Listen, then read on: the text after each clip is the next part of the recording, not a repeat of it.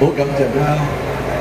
主教會讓我分享先，因為我要去灣仔咧，要守街站。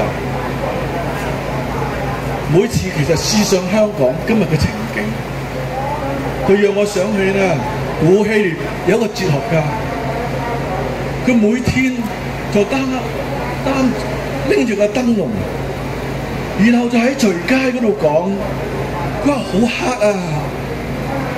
好黑啊！好黑啊！街上嘅人都譏笑佢，先生啊，你唔係有光天白日咩？點解你擔住個燈籠喺度話好黑啊？你睇睇我哋今日嘅社會，真係好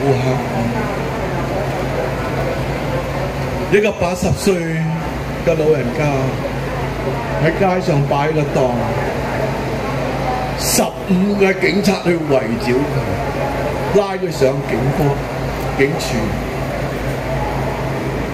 呢個世界冇憐憫啦，冇仁愛。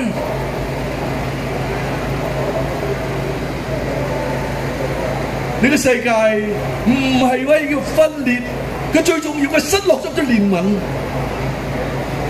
失去仁愛，而呢個必須要從上主而得嘅。今日由上至下都話自己係基督徒，今日林象啊，喺大是大非當中，我絕不容忍。我就話點解你要容忍律政司僭建啊？點解你要頒布昔日6·7暴動、炸彈、炸死人嘅呢啲人會俾佢大紫荊啊？因為點解你會將年青手無寸鐵呢啲年青人關進監獄嘅理由就係法官嘅理由就係要阻止呢撥歪風。指鹿為馬，顛倒是非，我哋嘅世界真係黑暗，就係因為我哋失去公平同埋公義。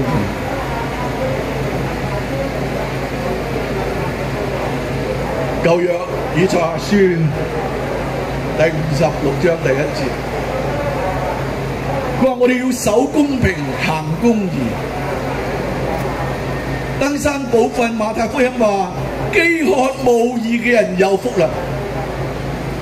我哋今日就係需要一班人去面對呢啲不公平、不公義嘅時代，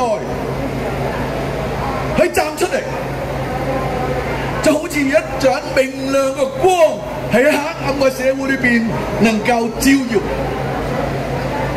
今日我哋都肩負起呢個責任。守公平、行公義，係我哋必須要守嘅一個基本嘅原則，係人類生存嘅基本嘅基石。但係執政者往往就以佢嘅權力去壓制，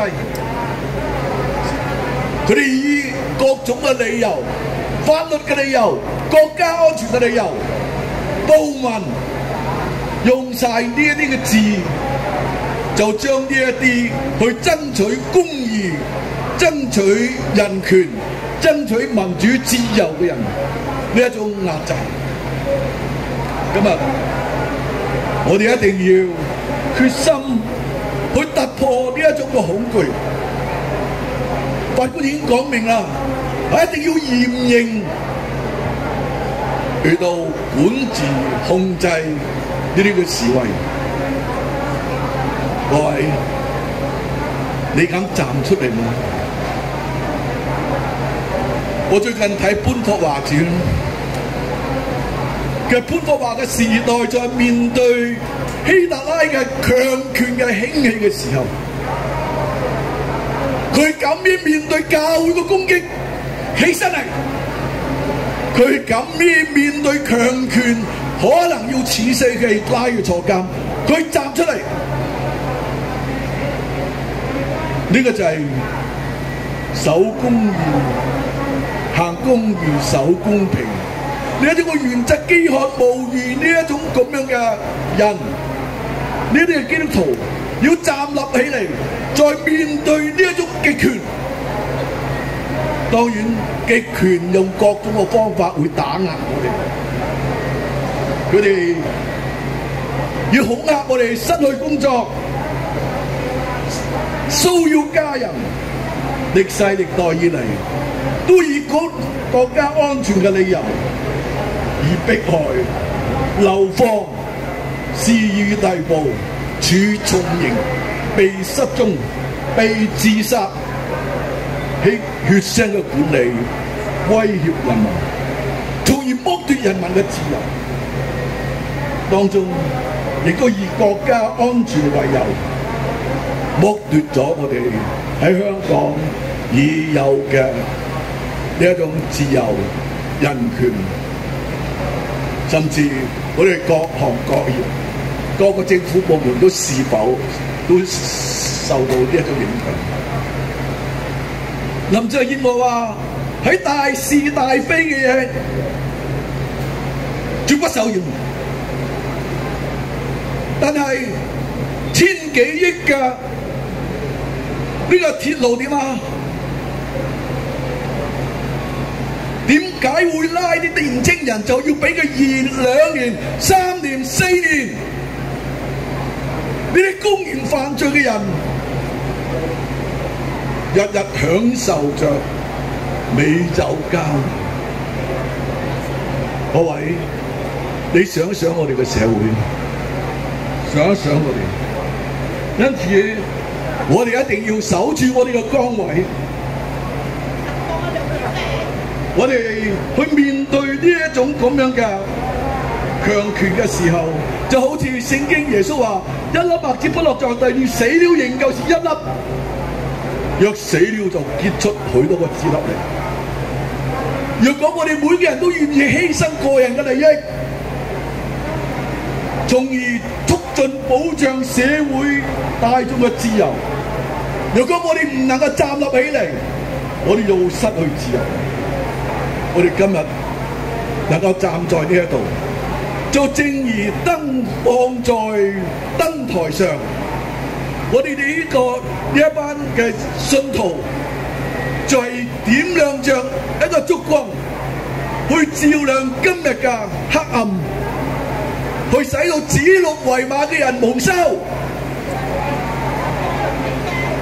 唔能夠話佢話 OK 就 OK， 事實好多個指鹿為馬嘅呢一種日常嘅生活，呢種謊言已經喺我哋當中不斷嘅流傳。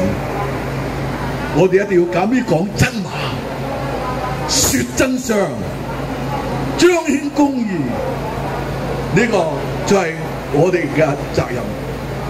若果我哋能夠以愛同埋和平咁樣促成呢一個有效嘅方法，就係對付不公義。各位，我哋一定要對付不公義。以西結書話，佢要除掉強暴和搶奪嘅事，施行公平和公義。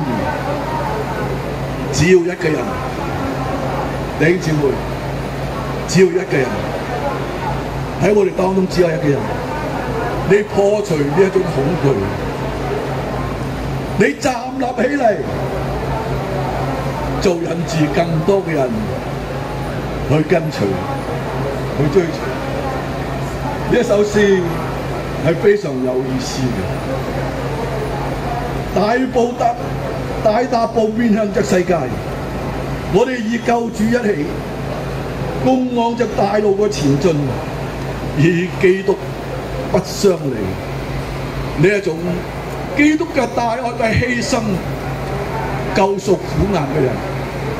今日我哋每個在世嘅信徒，係必須要負起呢個十字架，唔單係自己嘅十字架，去背負別人嘅十字架，別人嘅痛苦。各位，要落下呢個決心，我哋一定要堅定守住呢個信仰。多謝大家，多謝主教俾我呢個。